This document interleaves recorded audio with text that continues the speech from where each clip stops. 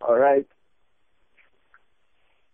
Today's passage, I'll be reading from Psalm 23. It's a popular verse which most of you know by heart. So that's why I'm taking my reading from today, and I will try to digest that.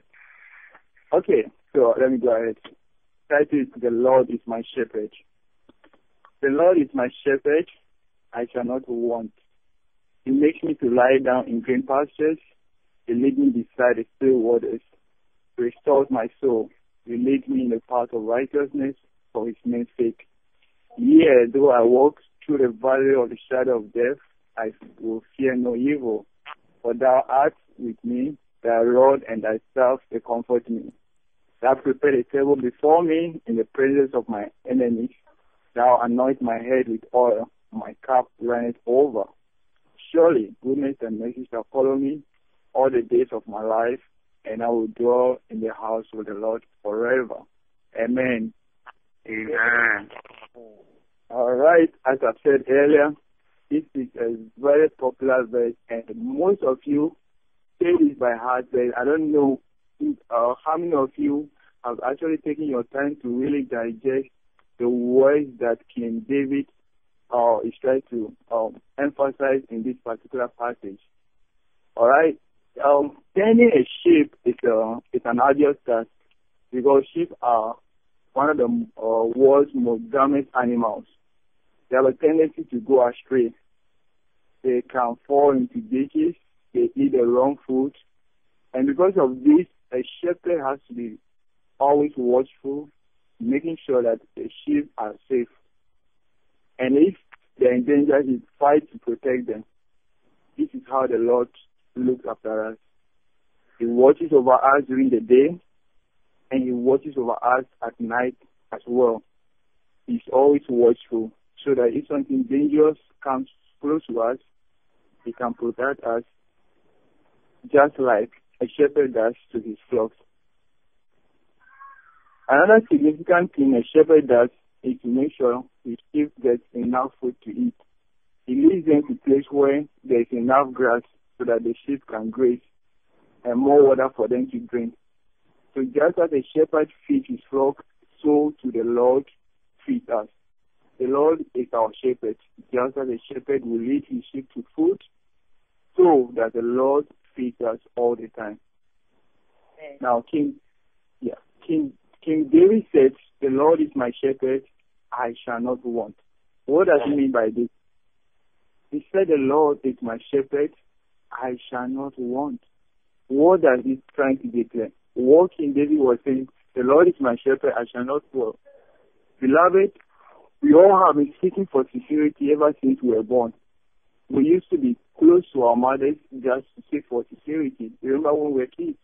When there's a stranger coming, we run towards our mothers just for security. And now that we are old, what do? We put security alarms and security men in our houses to guard our house. We're looking for secured man and woman to marry. We guard our health and even save money for old age. But this passage emphasizes that God is our real security. The Lord is my shepherd. The Lord is my shepherd. Therefore, I shall not want. God was aware of our needs, and he provided for them. He knew we would be hungry, so he provided a season of the year for the soil to produce food.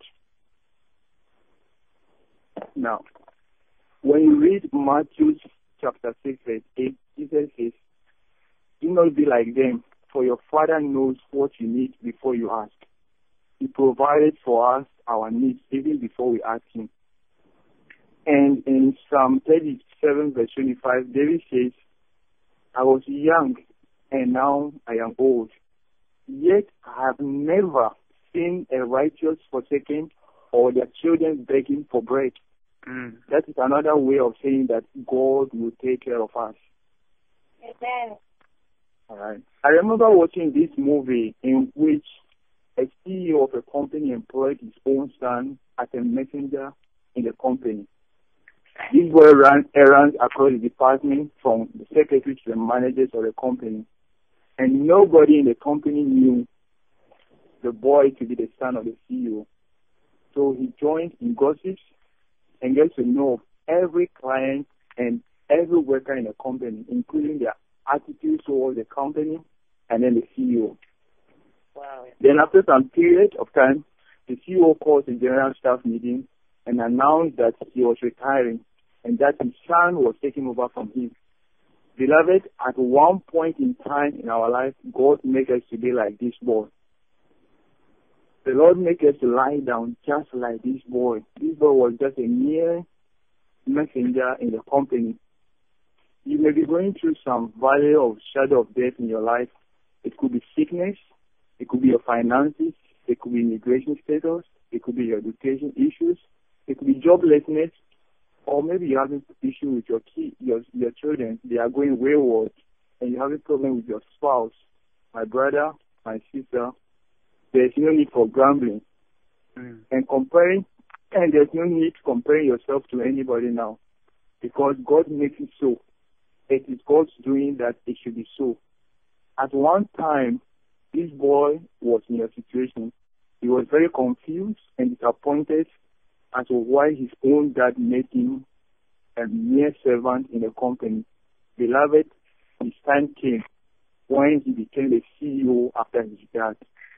His dad had prepared a table before him in the presence of everyone, and his cup ran it over.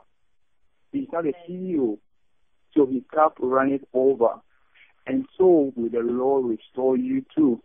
Your joy is coming, and your very best is yet to come, as Father Justice will always tell us. This boy rise to become the CEO. Your joy is coming, and your very best is yet to come. Amen. So, beloved, as we share the grace at the end of today's prayer session, may His goodness and loving kindness follow us all the days of our life, and we shall dwell in the house of the Lord forever and ever. Amen. Amen.